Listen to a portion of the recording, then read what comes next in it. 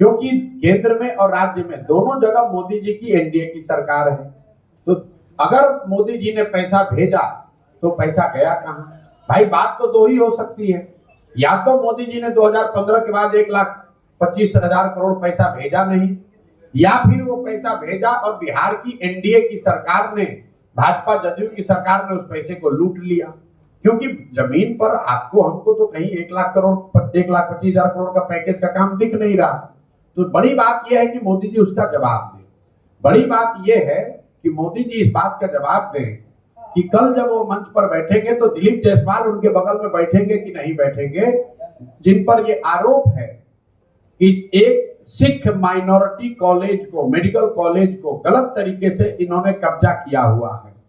मोदी जी को इस पर जवाब देना चाहिए कि उनके पार्टी के राज्य के अध्यक्ष दिलीप जायसवाल जिस कॉलेज में कभी क्लर्क होते थे, आज उस कॉलेज के वो मालिक हैं, कैसे बन गए? और उस कॉलेज में जो सिखों के सिख माइनॉरिटी एक्ट के तहत जिस कॉलेज की स्थापना की गई है, उसका मालिकाना हक दिलीप जायसवाल के पास कैसे है? और वो अगर प्रधानमंत्री के बगल में बैठेंगे तो उस पर प्रधानमंत्री को बोलना चाहिए। तो किस आधार पर उनका चयन किया गया है?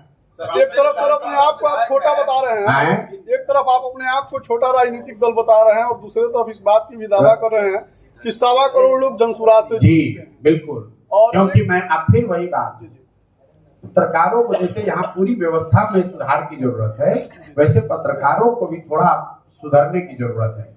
हमने अभी क्या बोला? हमने प्रशांत किशोर व्यक्ति को छोटा बताया कि प्रधानमंत्री के मुकाबले प्रशांत किशोर की औकात नहीं है, लेकिन हमने ये कहा कि बीजेपी इसके मुकाबले जनसुराज दुगना बड़ा दल है। जनसुराज अकेले प्रशांत किशोर नहीं है। बीजेपी का परिवार बिहार में अगर 60-70 लाख लोगों का है तो जनसुराज 1.25 करोड़ लोगों का परिवार है। तो हम प्रशांत किशोर मोदी के मुकाबले छोटे हो सकते हैं, जनसुराज बीजेपी के मुकाबले दुगना बड़ा दल है। मैंने ये बताया।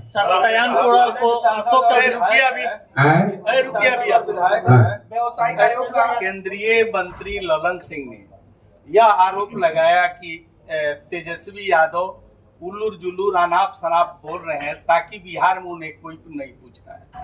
तो ये ललन जी और तेजस्वी यादव के बीच का मामला है। ललन जी और तेजस्वी यादव मिलकर ही तो अभी सरकार चला रहे थे। अभी लोकसभा चुनाव से पहले यही ललन जी तो जनता दल यूनाइटेड के अध्यक्ष थे। ये और इनके नेता नीतीश कुमार तेजस्वी यादव को बिहार का भविष्य बता रहे थे, और अभी उनको लग रहा है कि वो उलूल जुलूल बतिया रहे हैं। उसी तरह तेजस्वी यादव को नीतीश कुमार में विकास पुरुष दिख रहा था, अब बता रहे हैं कि नीतीश कुमार की वजह से ही बिहार में बड़ा खराबी है। आप जरा सुनिए, ये तेजस्वी यादव कह रहा है कि डीके बॉस कौन है, डीके टैक्स लग रहा है बिहार में। कोई पूछने वाला नहीं है कि भाई जब आप उप मुख्यमंत्री थे, जब आप ही की सरकार थी, आपकी और नीतीश कुमार की, अभी से 1.5 साल पहले, उस समय ये डीके बॉस कहाँ थे?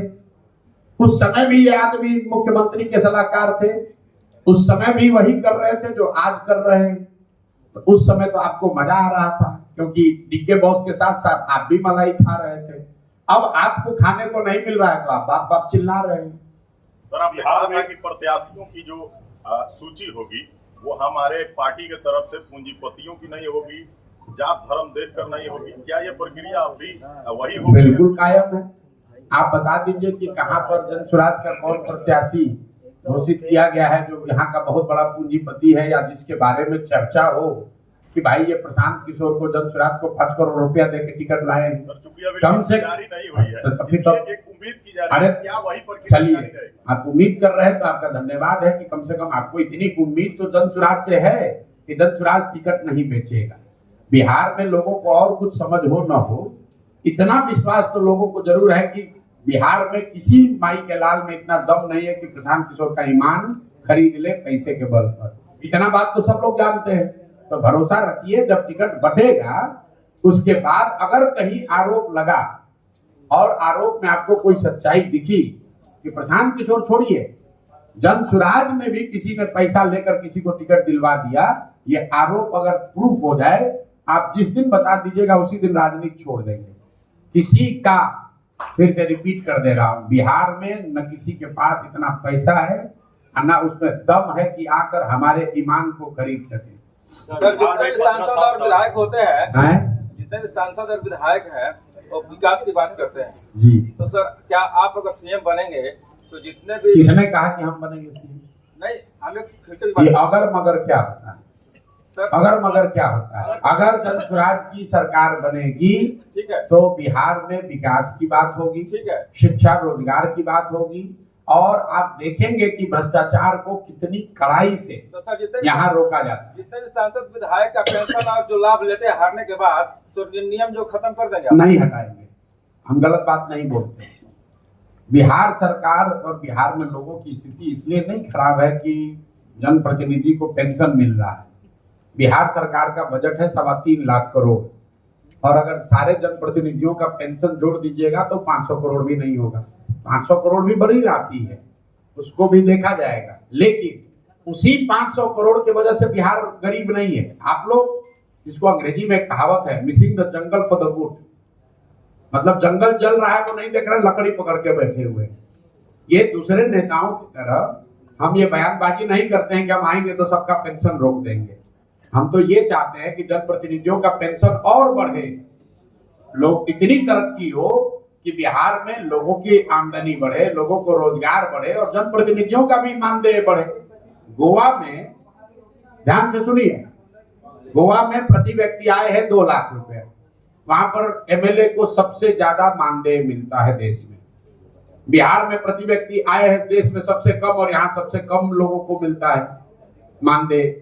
यहाँ के वार्ड सदस्य को, यहाँ के मुखिया को, यहाँ के सरपंच को, यहाँ के प्रमुख को जनसुराज की व्यवस्था बनेगी तो उसको 2 गुना, 3 गुना, 4 गुना ज्यादा पैसा मिलेगा, क्योंकि हम लोग सत्ता और संसाधन के विकेंद्रीकरण के पक्ष में हैं। सिर्फ 4 अफसर बैठ के दिल्ली पटना में सब मलाई मारेगा तो यही दुर्दशा होगी जो आज बिहार की दुर्दशा होगी। पिछले कई दिनों से बदलाव यात्रा पे निकले हुए हैं। पिछले कई दिनों से बदलाव यात्रा पे निकले हुए हैं। अरे एक ही आदमी कई को सवाल कीजिएगा, आयोग का बैठक होता है भाई ये क्या कर रहे हो? व्यवसायिक आयोग का गठन आप क्या कितना आयोग बिहार में बना कि सरकार खुद से भूल गई है कि कितना आयोग हम बनाए हैं और आयोग का काम क्या है। वैस आयोग अपना छोड़ो यार, वैस आयोग का गठन कब से पत्रकारिता कर रहे हो? कम से कम 25 को आयोग में हम लोग खुद देखे कौन बनता है। आयोग किस लिए बनाया गया है? ये राजनीतिक एडजस्टमेंट के लिए किसी को आयोग का बना दिया। एक लाल बत्ती तो पहले मिलता था तो भी नहीं मिल रहा है, एगो एम्बेसडर कार मिल गया, एगो हवलदार सुरक्षा में मिल गया, लोग का जीवन इसी में चला गया और इसी में आप लोग भी लगे हुए हैं। कोई आयोग बना दो, उससे क्या हो जाएगा? आयोग बनाने से व्यवसायीकरण हो जाएगा, इंडस्ट्री लग जाएगी, शुगर मिल चालू हो जाएगा। ऐसा 1000 आयोग चल रहा है। सर जनसुराज के द्वारा जो उम्मीदवारों का दावेदारी फॉर्म भरा जा रहा है, तो रिजर्व कैटेगरी की जो भी सीटें हैं वहाँ पे जो रिजर्व कैटेगरी के कैंडिडेट उनसे भी उतना ही शुल्क लिया जा रहा है जहाँ पे अनरिजर्व। बिल्कुल लिया जाएगा, जी। क्योंकि हम लोग रिजर्व अनरिजर्व नहीं मानते। जनसुराज में जो सीट आरक्षित नहीं है, बात को ध्यान से सुन लो, जिन सीटों पर एससी का रिजर्वेशन नहीं है वहां पर भी कोई काबिल व्यक्ति जो अनुसूचित जाति जनजाति समाज का है वो भी आवेदन दे सकता है, वो भी चुनाव लड़ सकता है। हम लोग ये नहीं मानते हैं कि अनुसूचित जाति जनजाति समाज के लोग इतने कमजोर हैं या इतने गरीब हैं या उसमें कोई काबिल व्यक्ति नहीं है। हर व्यक्ति जो पैदा हुआ है, जो काबिल है, वो किसी न किसी जाति का है और हर जाति में काबिल लोग हैं। ये आपकी सोच है, सामंतवादी सोच है, जो ये कहता है कि भाई अनुसूचित जनजाति है, अनुसूचित जाति है, इसको हाथ पकड़ के ही चलाना पड़ेगा। हम लोग ऐसा नहीं सोचते हैं। जनसुराज में कोई दलित प्रकोष्ठ नहीं है, अति पिछड़ा प्रकोष्ठ नहीं है, मुसलमानों का अलग से प्रकोष्ठ नहीं है। अगर मुसलमान कोई काबिल है तो मेन विंग का अध्यक्ष है, अगर कोई दलित साथी काबिल है तो मेन विंग का अध्यक्ष है, अति पिछड़ा अगर कोई काबिल है तो मेन विंग का अध्यक्ष है। वो अलग से प्रकोष्ठ का अध्यक्ष नहीं है। जब किसी प्रकोष्ठ का अध्यक्ष, दलित प्रकोष्ठ का अध्यक्ष दलित बनता है तो आप ये कह रहे हैं कि कोई दलित समाज का आदमी पार्टी का हेड नहीं हो सकता है, वो खाली दलितों का हेड हो सकता है। ये मानसिकता सामंतवादी है, सामाजिक न्याय के बेसिक टेनेट्स के खिलाफ है। इसलिए जनसुराज में ऐसी कोई बात नहीं है। हम लोग के लिए दोनों इक्वल है, दलित समाज के लोग भी इक्वल हैं और सामान्य वर्ग के लोग भी इक्वल है। अब आपने कहा 21,000 रुपए की शुल्क की बात, तो भैया सामान्य परिवार में भी को भी ये अवसर है और दलित समाज के लोगों को भी अवसर है कि अगर आपके पास 21,000 रुपया नहीं है तो अपने क्षेत्र के लोगों से लिखवा कर ये दे दीजिए 1,000 लोगों से कि आप इतने गरीब है कि आपको आवेदन शुल्क नहीं दे पाएंगे। तो वो सामान्य परिवार का भी आदमी के लिए माफ है, मुसलमान के लिए भी माफ है, महिला के लिए भी माफ है, दलित के लिए भी माफ है। केंद्र सरकार ने जनगणना का अधिघोषणा किया है देश में जनगणना कराने की, जी तो क्या इससे क्या बेनिफिट होगा? देखिए, पहली बात तो आप लोग ये समझिए, हर विषय को आप लोग खाली राजनीतिक चश्मे से देखते हैं।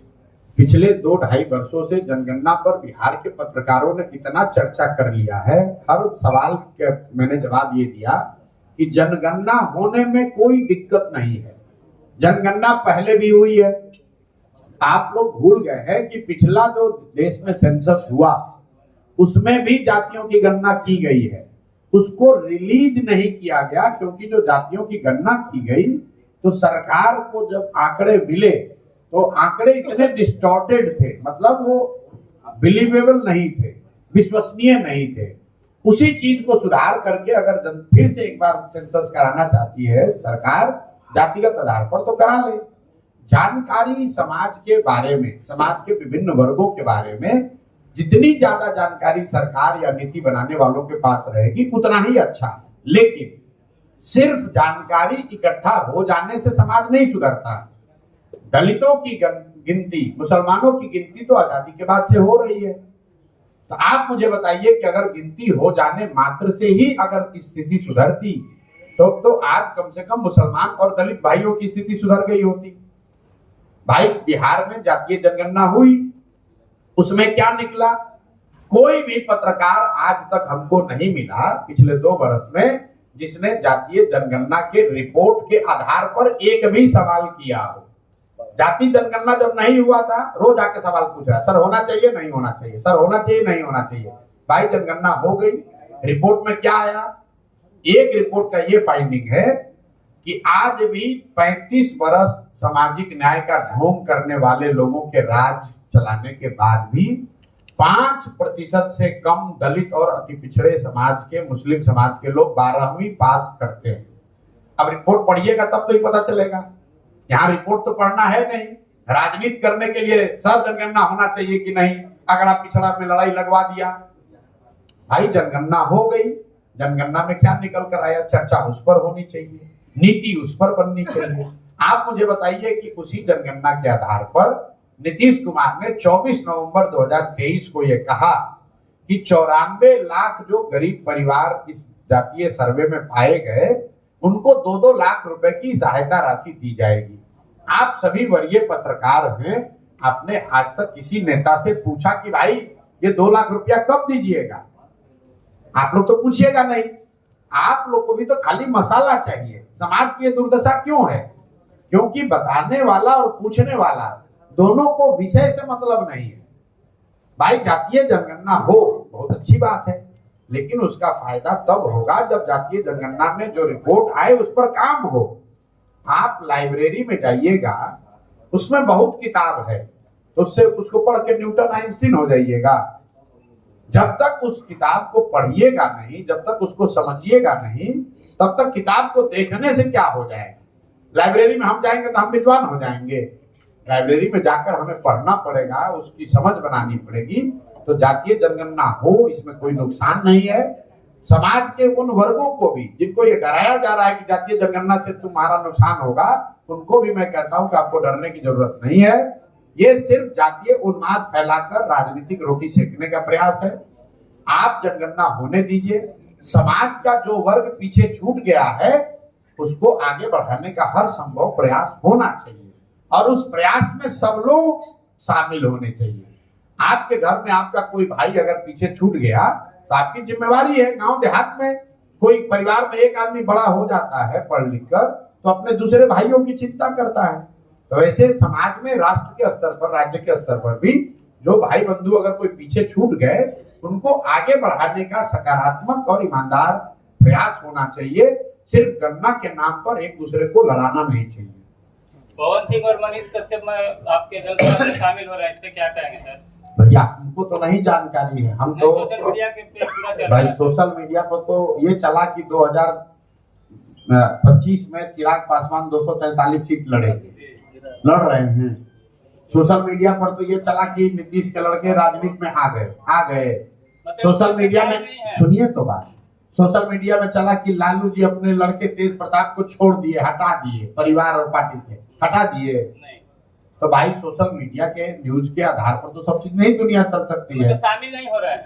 अगर शामिल होंगे तो खबर आपके पास आएगी, उस दिन भी हमारा मुंह खुला रहेगा, उस दिन भी आप हमसे प्रतिक्रिया ले सकते हैं। आपको पता नहीं है शामिल हम तो नहीं मालूम है।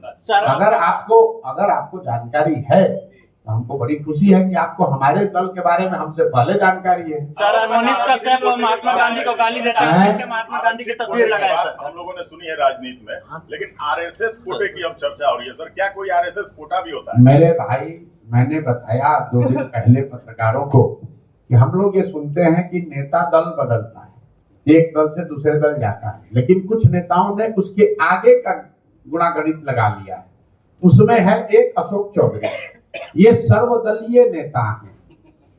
ऐसा मैंने दक्षिण के राज्यों में देखा। आपको बता देता हूं, आप लोग दक्षिण के राजनीति को इतना क्लोज से नहीं जानते होंगे। दक्षिण के राज्यों में ऐसा होता है कि परिवार के अलग अलग सदस्य 2 या 3 पार्टियों में रहते हैं ताकि कोई भी सरकार आए उनको नुकसान ना हो। तो अब अशोक चौधरी जो है ये बिहार के पहले सर्वदलीय नेता हैं। इनके बाबूजी कांग्रेस में, ये खुद जदयू में, बेटी लोजपा में, दामाद आरएसएस भाजपा में, और अभी कुछ दिन में सुनिएगा कोई भाई भतीजा भांजा भगीना बचा होगा वो अब राजद में रहेगा।